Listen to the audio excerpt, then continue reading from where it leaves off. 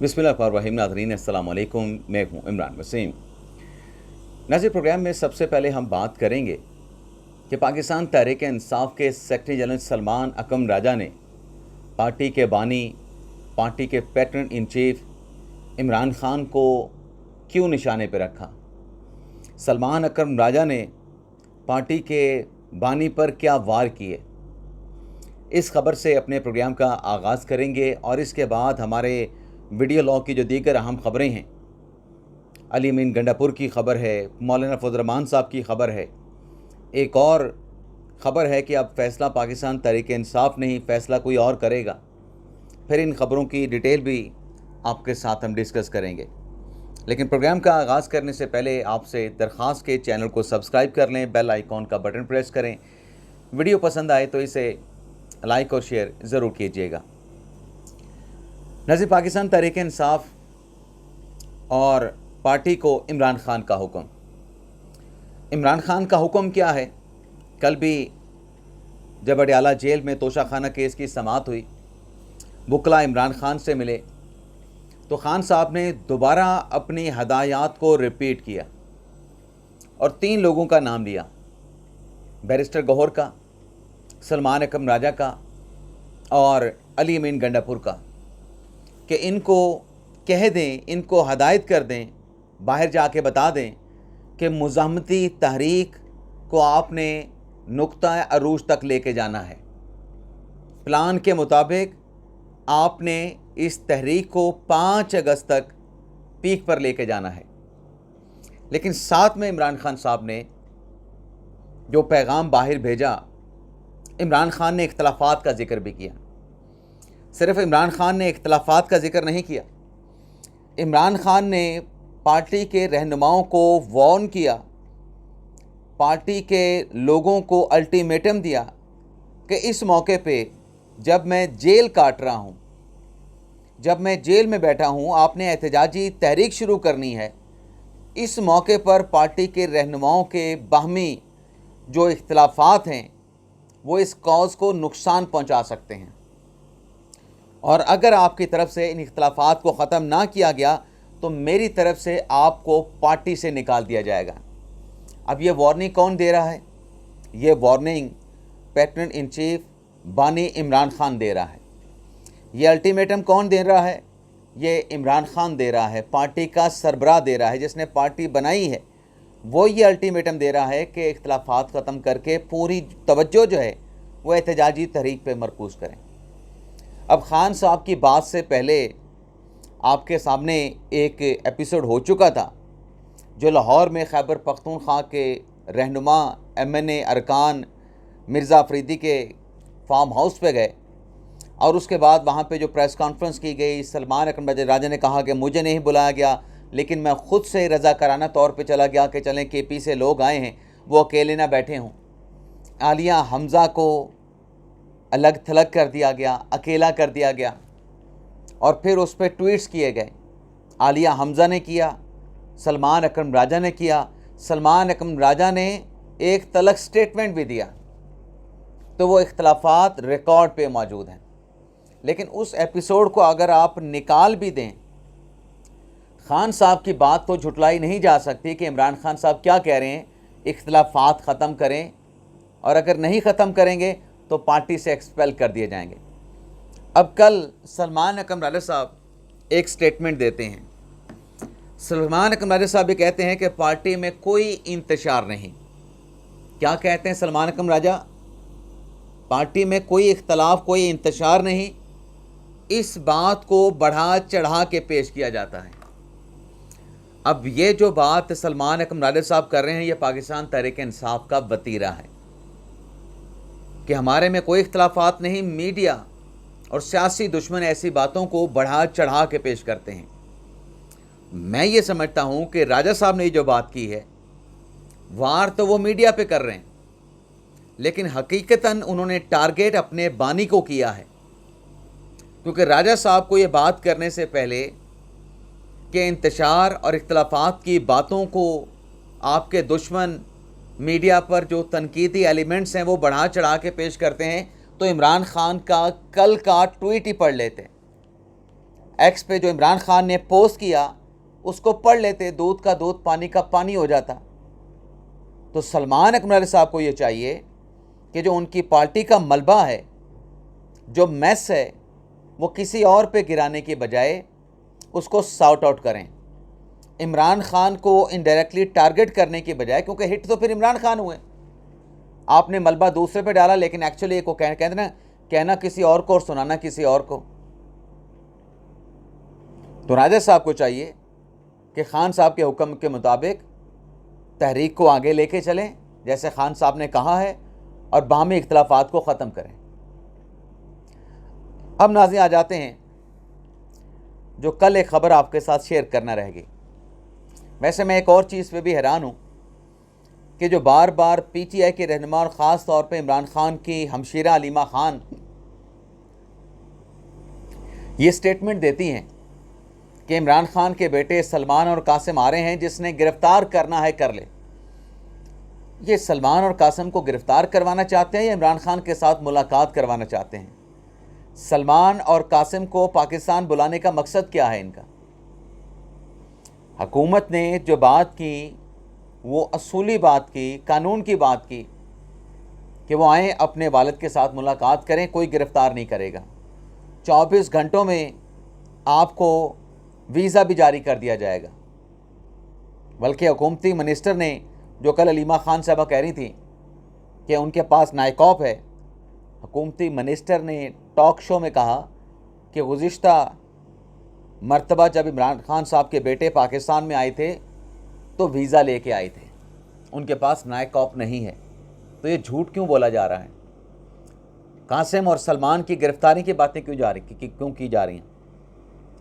हुकूमत ने तो ये कहा कि पुरअमन मुज़ाहरे में शरीक हों, वाले से मुलाकात करें, कोई गिरफ़्तार नहीं करेगा। लेकिन जहाँ पे एक रेड लाइन है उसको क्रॉस किया जाएगा, तो वो बेशक कासिम हो, सलमान हो या मैं हूँ, कानून की रेड लाइन को क्रॉस करने पे फिर कानून अपना रास्ता बनाता है। तो ये कहना कि वो आ रहे हैं इनको गिरफ़्तार कर लें, इसका क्या मकसद है? लेकिन एक चीज़ क्लियर हो गई है अलीमा खान साहबा के स्टेटमेंट के बाद कि कासिम और सलमान वाले से मिलने आ रहे हैं। लेकिन वाले से मुलाकात को पॉलिटिसाइज किसने किया? उनकी बहनों ने किया। अब कह रहे हैं कि हाई कोर्ट में रिट पिटीशन दायर करेंगे, हाई कोर्ट से इजाज़त लेंगे ताकि किसी किस्म की वालिद और बेटों की मुलाकात में रुकावट ना आए, और आनी भी नहीं चाहिए, आनी भी नहीं चाहिए। कल नाज़रीन ख़बर आपके साथ शेयर करना रहेगी, और वो ख़बर थी नाज़रीन अली अमीन गंडापुर साहब के हवाले से। गंडापुर साहब जिनके शराब असला बरामदगी केस में जज साहब ने वारंट जारी कर दिए हैं, SHO थाना बाराको को डायरेक्शन कर दी है कि आप गिरफ़्तार करके अली अमीन गंडापुर को 29 जुलाई को पेश करें। यानी अदालत का फ़ैसला अली अमीन गंडापुर की गिरफ़्तारी का डायरेक्शन के साथ SHO बाराको को मुखातब करके उनके नाम का जो है वारंट जारी किया गया गंडापुर का। लेकिन एक वारंट जो है वो गंडापुर साहब के कल जो ख़बर रहेगी वो वज़ीर दाखिला मोहसिन नकवी साहब ने भी निकाले। कल जो आल पार्टीज़ कॉन्फ्रेंस खैबर पख्तूनख्वा में अमन के हवाले से गंडापुर साहब ने मुनक्कद की, उसमें अपोजिशन की जमातें तो बाइकआउट कर गईं, और उस APC में जो पहली नशिस्त हमने देखी, सारे PTI के रहनुमा उस नशिस्त पे बराजमान थे। लेकिन इस APC से जो एक पैगाम गंडापुर साहब ने दिया, KPK के वज़ीर आला ने दिया कि दहशत गर्दों के ख़िलाफ़ ड्रोन इस्तेमाल नहीं होंगे। अब नाज़रीन आपको इसकी कोई लॉजिक समझ आती है, कोई मंतक समझ आती है कि आपने दहशत गर्दी का ख़ात्मा करना है, दहशत गर्दों के ख़िलाफ़ ऑपरेशन करना है, कार्रवाई करनी है जहाँ जहाँ पे वो मौजूद हैं नेशनल एक्शन प्लान के तहत, तो उनके ख़िलाफ़ तो तमाम वसाइल इस्तेमाल होंगे कि आसानी के साथ किसी मुश्किल के बग़ैर उनको कैसे आपने पकड़ना है या उनके ख़िलाफ़ कार्रवाई करनी है। ये कदगन लगाना वज़ीर आला का कि आप ड्रोन नहीं इस्तेमाल कर सकते, इसकी वजह क्या है? इस सवाल का जवाब आप देंगे, कमेंट्स बॉक्स में लिखिएगा। लेकिन जो मोहसिन नकवी साहब ने जवाब दिया, वो जवाब बताने के साथ साथ एक और चीज़ भी मैं आपके साथ शेयर करने जा रहा हूँ। मोहसिन नकवी साहब ने तो गंडापुर साहब की वो जो बात थी जो टीवी पे चली उसको स्क्रीनशॉट लेके ट्वीट किया कि रियासत दहशतगर्दी के ख़ात्मे के लिए और दहशतगर्दों के ख़ात्मे के लिए तमाम वसाइल को इस्तेमाल करेगी। और साथ में उन्होंने कहा कि डेरा इस्माइल ख़ान में वो कौन सा सूबाई ओहदेदार है जो माहाना तालिबान को भत्ता देता है, पैसे देता है। ये नाज़रीन एतवार की बात है, एक नाश्ते पे हम इकट्ठे थे। वहाँ पर केपी से ताल्लुक़ रखने वाले एक सहाफ़ी ने बताया कि जो तालिबान हैं उनकी तरफ से DI ख़ान में, डेरा इस्माइल ख़ान में, जो कि गंडापुर साहब का इलाका है, वहाँ पे किसी शख्स को तालिबान का गवर्नर नामज़द कर दिया गया, गवर्नर बना दिया गया। अब उस नाश्ते की टेबल पे वो सहाफ़ी बता रहे थे कि वो जो शख्स जिसको गवर्नर नामज़द किया गया वो कोई और नहीं, वो मुबैना तौर पे गंडापुर साहब के इलेक्शन कैंपेन चलाने वाला, जो गंडापुर की कैंपेन को 8 फरवरी 2024 के इलेक्शन में रन कर रहा था, वो कैंपेनर था गंडापुर का जिसको तालिबान ने अपना गवर्नर वहाँ पे नामज़द कर दिया था। तो अब आप अंदाज़ा कर लें कि DI ख़ान में या KP के वो इलाके जहाँ पर शाम के बाद आप जा नहीं सकते, तालिबान का कंट्रोल हो जाता है। और जो मोहसिन नकवी साहब बात कर रहे हैं कि DI ख़ान की अहम सूबाई शख्सियत माहाना तालिबान को भत्ता और पैसे देती है, तो फिर ये ड्रोन वाली बात क्यों की गई? और तालिबान के ख़िलाफ़ ऑपरेशन और तालिबान को पनाह देने के हवाले से हक़ाइक़ क्या हैं, इसका अंदाज़ा आप ख़ुद कर सकते हैं। बाकी एक मौलाना साहब की जो ख़बर है उस पर अगर हम बात करें तो पिछले दिनों ये कहा गया कि मौलाना साहब जो हैं अपनी एक बोटी के लिए पूरा बकरा हराम करना चाहते हैं। क्या बात की गई कि 27वीं आईनी तरमीम में मौलाना फजल रहमान साहब जो हैं फाटा का इंतज़ाम ख़त्म कराना चाहते हैं कि फाटा का मर्जर KPK के साथ क्या हुआ। पूरा एक प्रोग्राम कर दिया गया, सोलो प्रोग्राम कर दिया गया वीडियो लॉग पे, यूट्यूब पे, और फिर जब कार्रवाई होती है तो उस पर चीखें निकलती हैं। तो अब मौलाना फजल रहमान साहब ने इस बात को क्लियर कर दिया है कि 27वीं आईनी तरमीम का जो इल्ज़ाम उन पे लगा है, ये फाटा का इंतज़ाम सिर्फ 27वीं तरमीम से ख़त्म नहीं हो सकता। मौलाना साहब ने जो बैंड बजाई है उसमें मौलाना साहब ने कहा कि 27वीं तरमीम में अगर फाटा का इंतज़ाम ख़त्म करना है तो KP असम्बली से भी करवाना पड़ेगा आपको, वहाँ पर भी आपको कानून मंजूर करवाना पड़ेगा। वहाँ भी अक्सरियत अगर इस कानून साजी की मंजूरी देगी तब जाके ये हो सकता है, अदरवाइज़ ये हो नहीं सकता। और वापसी का रास्ता फाटा के इंतज़ाम के बाद बंद हो चुका है, ख़त्म हो चुका है। फ़िलहाल कोई रास्ता नज़र नहीं आ रहा है। लेकिन यहाँ पे ज़ाहिर सी बात है कि डॉलर कमाने के लिए किस पे कीचड़ उछालना है ताकि व्यूज़ ज़्यादा आएँ, व्यूज़ ज़्यादा आएँ तो डॉलर ज़्यादा आएँ, तो बस प्रोग्राम कर दिए जाते हैं मफरूज़े पे, अपनी ख्वाहिशात पे।